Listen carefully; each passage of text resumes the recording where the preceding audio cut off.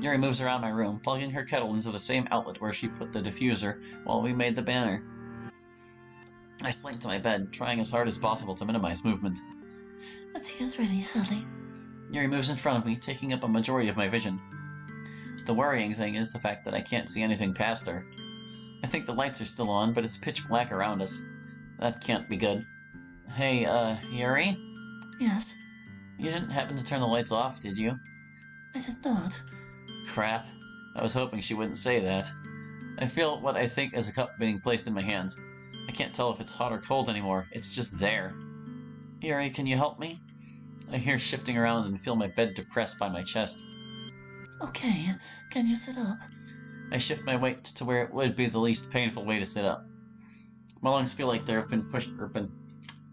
been punctured, causing a hacking fit. I don't think I'm going to be able to drink anything at this rate. I'm sorry, Yuri. I can't drink this. Yuri stands up and unplugs the kettle. I'm sorry. I think it'd be best if I left. I seem to have only made things worse for you.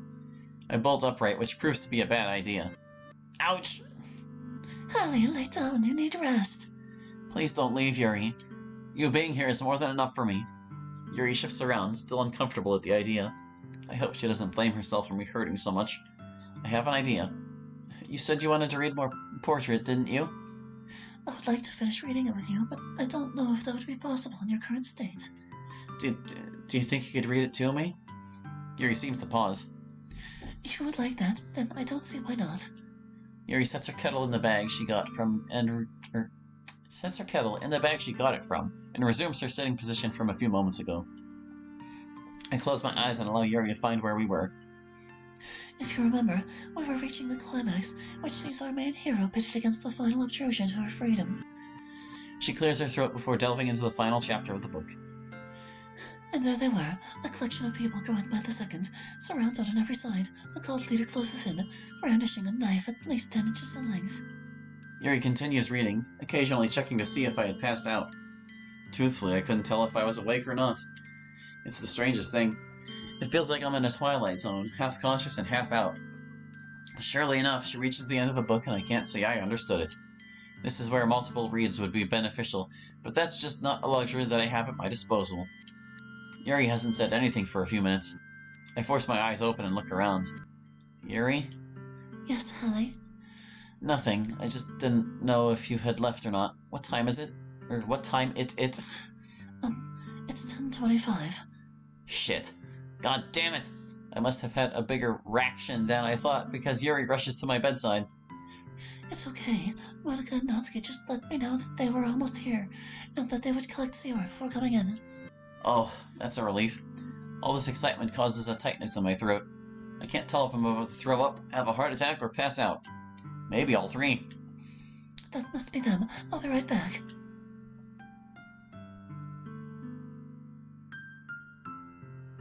Please come in, but I think Hallie would appreciate it if you all remained quiet.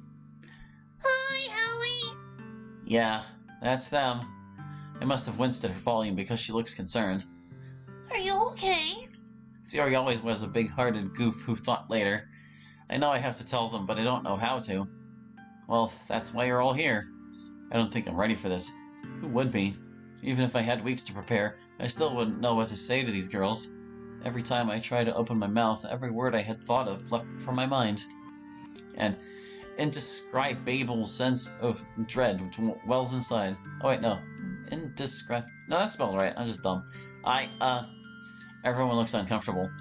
There's this look on everyone's face that spells out uncertainty. Stagnating air is common foreshadowing that something terrible is about to happen. I try to speak more, but nothing happens. My lungs are inflamed. I can't talk a lot. My lungs can't support any more long sentences. That'll be 2 words in that one. There's a scratching feeling in my throat with a liquid rising in it. I double over onto the floor and hack up a sizable clump of blood. Yeah! Hallie, are you okay? No, and I can't even scream out for help. My health is deteriorating quickly and I can feel it. I can't. I was finally able to force those words out. My eyes pleadingly shoot to Monica. She seems to understand. Okay, everyone. Their eyes all shift to Monica, confusion written on their faces. As some of you may have noticed earlier, Hallie hasn't been feeling right today. There isn't any delicate way to put this, so I'm going to blunt it with you all. Hallie is dying. Hearing all of their tears breaks my heart. It's horrible to be the cause of all this. Why did I have to know? Why couldn't I have just been dying without knowing it? Because I knew I was dying, I caused all of this. That's not true! Tell me it's not true! I shake my head at Sayori, my eyes glistening with the pain of 1,000 suns. Sorry, Sayori. Sayori rushes up and envelops me in a hug. The other girls are sniffling, their cries echoing in the chambers of my heart. This is torturing. Sayori's tears are piercing the thin fabric of my shirt. The thin fabric of my shirt. Why, Hallie? Why did this have to happen? You said things would be how they always were. You were supposed to be by my side. Sayori is shouting at the top of her lungs, which I can't blame her for.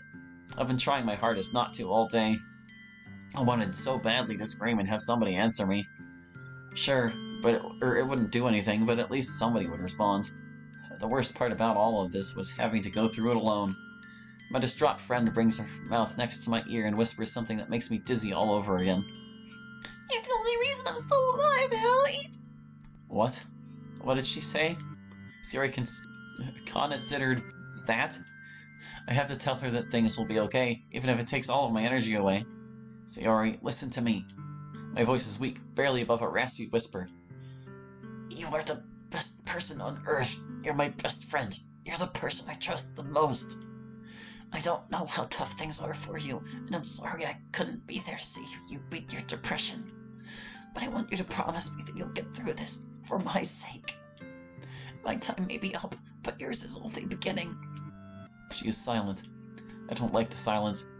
It's concerning. Please, Sayori, please promise me. I'll try. For you. I love you, Hallie. I smile. I never would have thought I made this big of an impact on my best friend. I love you too. Sayori gets off of me, wiping her eyes with her forearm. How much longer do you have? I don't know. Less than 2 hours. Everyone's face drops again. No one seems to find the right words to say. I don't dare try to speak. There's a thickness in the air that I have never felt before. Okay, everyone. I have an idea for what we can do. I'm curious to see what Monica has to say. How about we all write one last poem? For Hallie. The room remains silent. This is just like the first day of club. Yes, let's. If Hallie's in, okay. If it's for Hallie. Okay, let's get started. Monica passes out paper to everyone, taking from the stack I keep on my desk. A solemn silence takes over the room as we begin to write. This is excruciatingly painful, but I need to do this, to give the girls one last goodbye.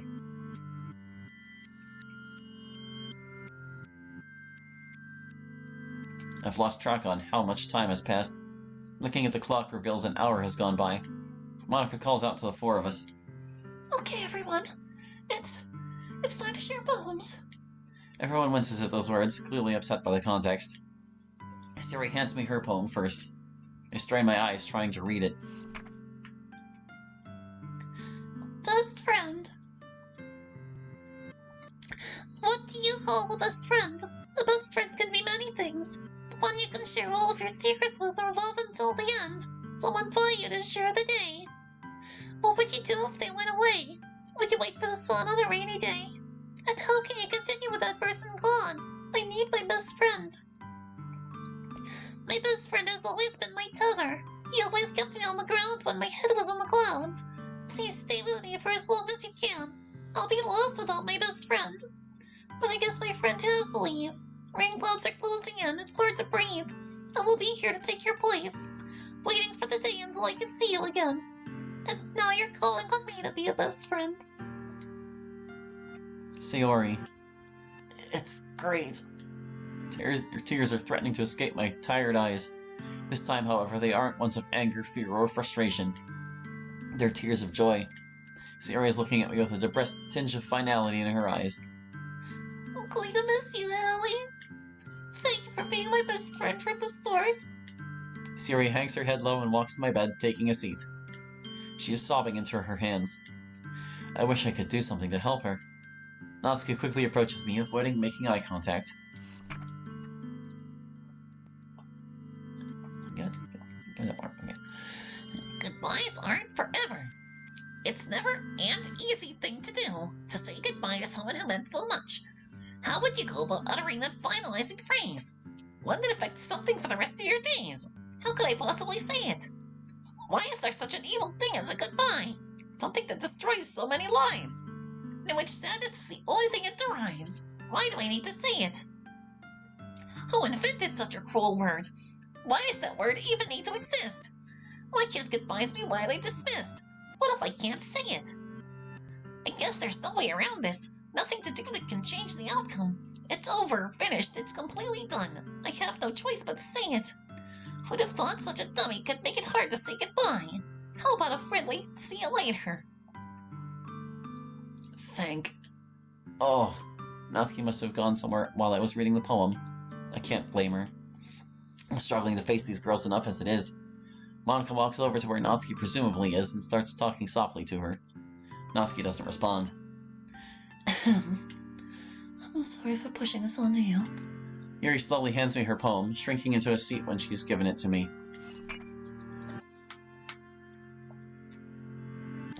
Ghost Under the Light, Part 3.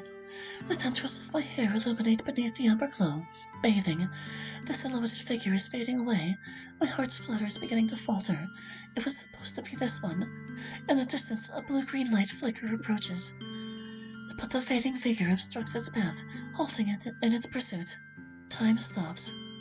The figure once more outstretched his arms, touching me ever so slightly. It is calming my heart as it slows to a crawl. The warmth increases in this ghost's heart. The figure, though now gone, still has a presence in my soul. Ghosts are blue-green, but my heart is forever amber. I am no longer a ghost in your eyes.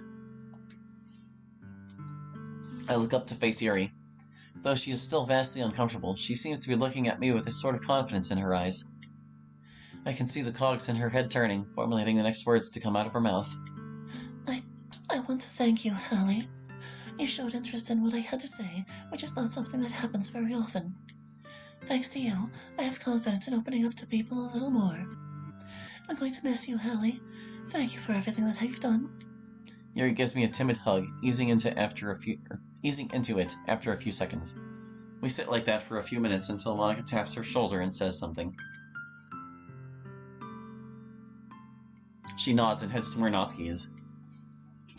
I guess that means it's my turn to share, huh? I nod gravely to her, to which she nods back. I can't say I'm ready for this. Me neither, Monica. Me neither. Monica slides me her poem and remains in front of me. The other side. I've always wondered about what's on the other side. What it has, what'll remain.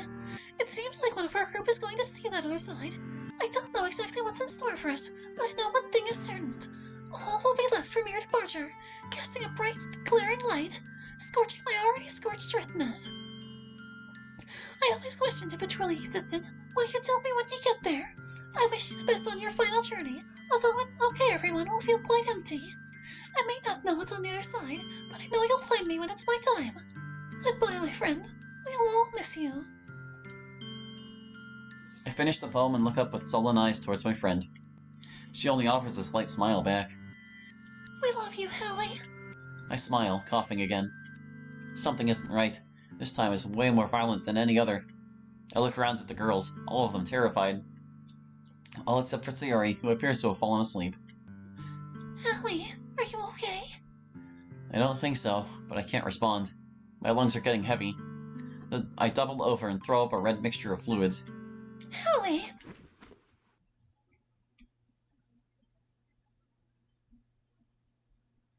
I open my eyes to find that I'm in Hallie's room. I must have fallen asleep. I'm guessing we're Sayori. Where is everybody? I thought Monica, Yuri, and Natsuki were with... Oh my god! Hallie!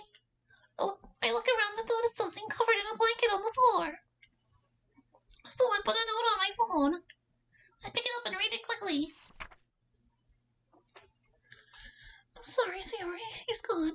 We are here if you need us. Monica, Yuri, and Natsuki.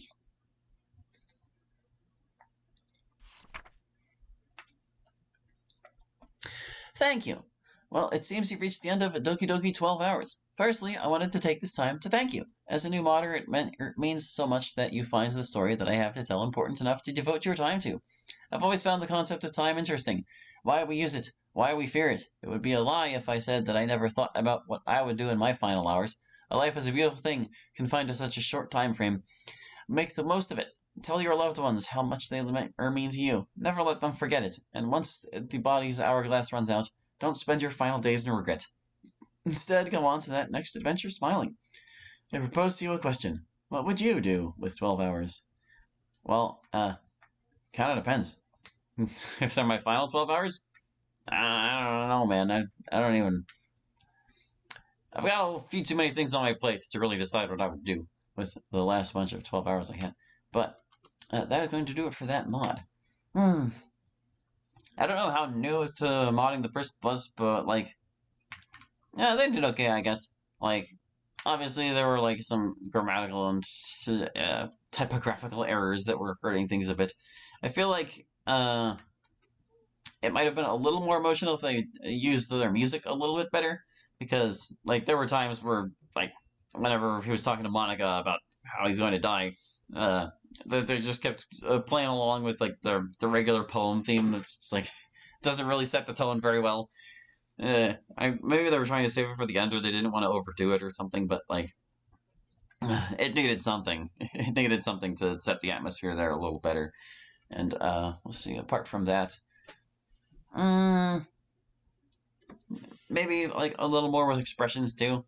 Like, well, I don't know. Maybe I feel like the bar's been set too high with other mods I've seen do similar things, like mainly from the various artists and things like space and tripping backwards and stuff like that, where they go all in with the effects and really sell that the person's dying. I did like that, like they had the attention to detail to make it so that the music was only playing in one ear when you went deaf in the other. And I wonder if more things like that couldn't have been done to help sell the experience better.